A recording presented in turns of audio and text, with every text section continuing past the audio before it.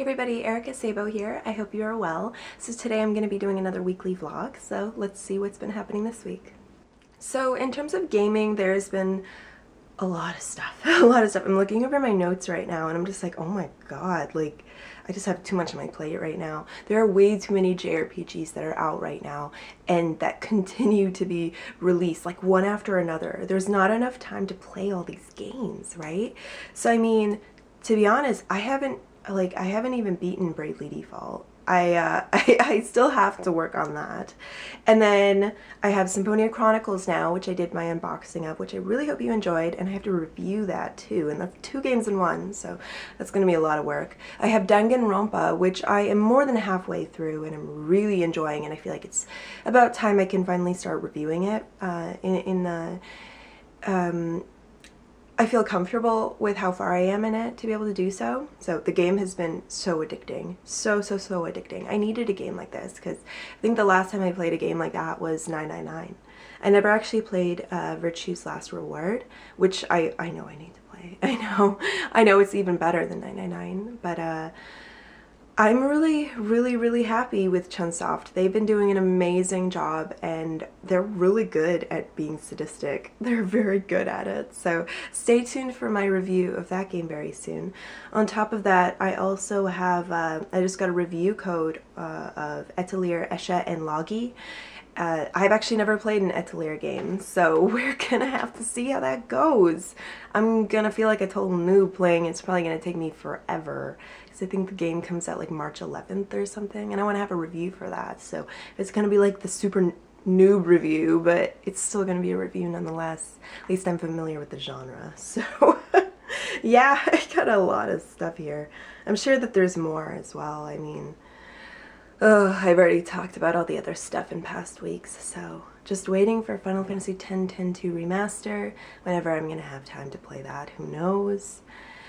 And just trying to establish connections and trying to keep up to date with all these other new Japanese games that are coming out, whether or not they're JRPGs. I don't even know what you would call games like Danganronpa, aside from being like a visual novel. Like a visual novel murder mystery? Maybe? I don't know. I don't know if there's like an exact genre name, so if you know, please let me know in the comments below.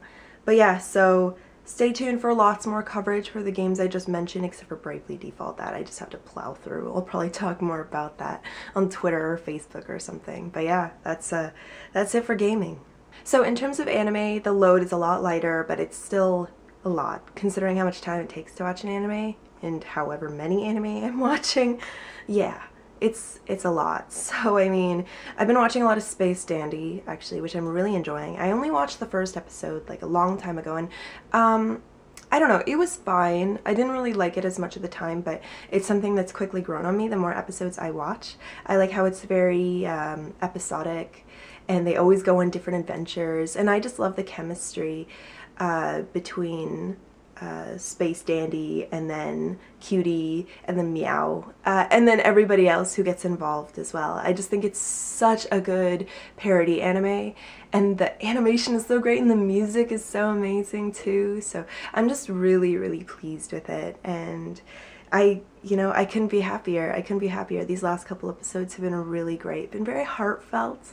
I really like the ramen episode, and I really like the little dog mini episode, and the racing episode was one of my favorites though. It really reminded me of Redline actually, and I really loved Redline, and I loved how that was just so outrageous, and I found it to be just as outrageous as Space Dandy is. So it's been really growing on me, and I definitely recommend checking it out if you haven't.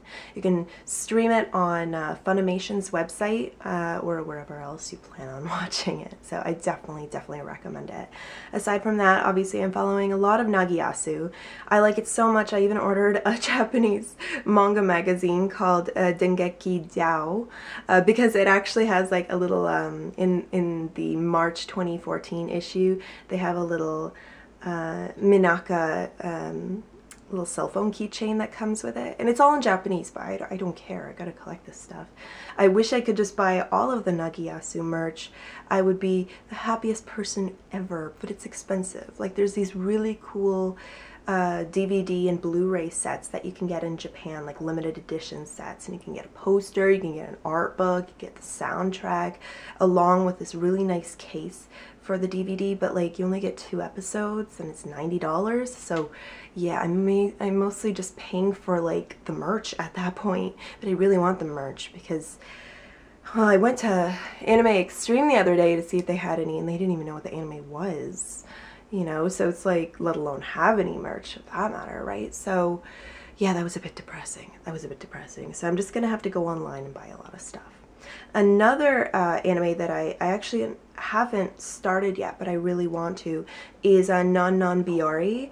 The Japan code. You recommended it to me and for me to review it, so I'm finally working my way into that, and I'm really excited to check it out. I need something a little bit lower key, and it seems like this is just the anime for it. I need something lighthearted, and it seems like a fairly short anime too, so I'm sure I'll plow through that one really fast. Not only that, but it's also on Crunchyroll too, so that's really exciting. So I'm going to be linking all of these animes down in the details for you to check out. Another one that I forgot, I finally, it's not even really, well, it's based off of an anime, but I finally got to watch it, was the Gantz live action movie, just the first one, not the second one, and I am just blown away by it. I really love Gantz. I loved it, its mature themes. I loved how outrageous it was, and just the missions that these people went on. It's just outrageous. It just topped itself every single time, and I felt like the live action movie did a really great job of translating it. There were some enemies that didn't show up that were in the show and were in the manga, but I kind of understand why they didn't. I feel like they paced it just right, and if they included any more enemies, it would have felt like it was just flooded with information. People would just get confused. So I also feel like in terms of the effects they use, whether I don't know, I think that they just use a lot of like just general special effects, not simply VFX. I think they did a really nice job. I felt like the last alien that they had to fight looked a little bit, it looked more fake than the other ones, probably because they had to use more VFX this time, and just like the CG was just like, I don't know. I like old school effects. The more creative you can get about it, the more visually stunning sometimes it can be, right? It depends on what your budget is, of course, too.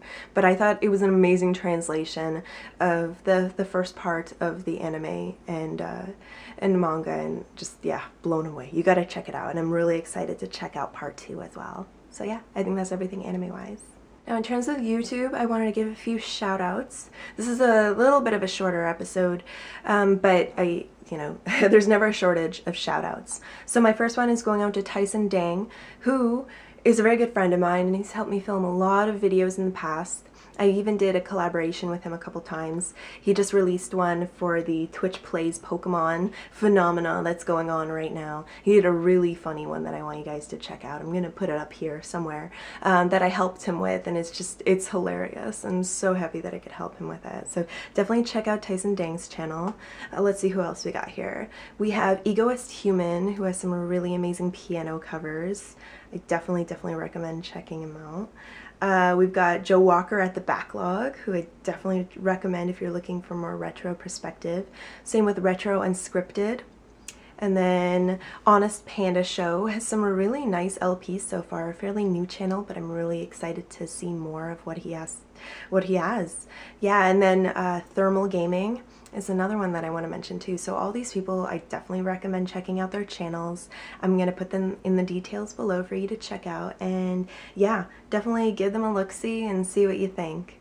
In terms of Patreon, I want to give a big thank you to Ladies of the Roundtable for donating to my Patreon page. It's amazing. I gave you guys a shout out last week, and I'm so happy that you're willing to pitch into my campaign as well. They also have a campaign of their own, so definitely check it out too. And yeah, they're amazing ladies, absolutely amazing, passionate, driven ladies who are just so, they're just so inspirational for me, and I definitely recommend supporting them. So yeah, aside from that, I'm finally finding time, somehow amidst all of this chaos right now, I'm finding time to actually begin working more so on my apparel designs, like t-shirt designs and stuff like that, and my perlers. I think I need to go buy more perlers because I'm starting to run out of particular colors. But I'm finally going to be opening up my shop in the next month or so, so please stay tuned with that. I'm sorry it's taken a lot longer than anticipated, but I want to make sure I do it right, and timing is everything when it comes to this kind of stuff. So yeah, please be patient, and that will happen very soon. Okay, so yeah, I think that's it for now. Okay, that's it then. So I hope you enjoyed this week's weekly vlog. Sorry again, this one was a little bit shorter. I had to speed through it though because I have a lot of content I still need to get out today. I usually, here's a little a tip if you are a YouTuber. Try and film multiple videos per day. Or multiple videos when you do plan on filming. I try and film at least like 3 videos in one sitting, just so I can schedule and disperse them out and not have to worry about, okay, so am I like not gonna go to work today, or am I gonna sacrifice my free time to do this? Like, no, find a day where you know you have the time off but that you can stay busy as well, and then you can just do all your videos then. So I mean, yeah, that's it. I really hope you enjoyed. I really hope that you check out all the shoutouts that I mentioned, and I hope you check out the anime and games and everything that I mentioned too. I have a lot of really cool videos coming up that I'm sure you'll really enjoy. And yeah, this has been a crazy week. This 2014 in general has been so chaotic, but I'm loving it, and it's chaotic in a very good way, so I can't really complain. So I hope you enjoyed, and please tune in again very soon, okay?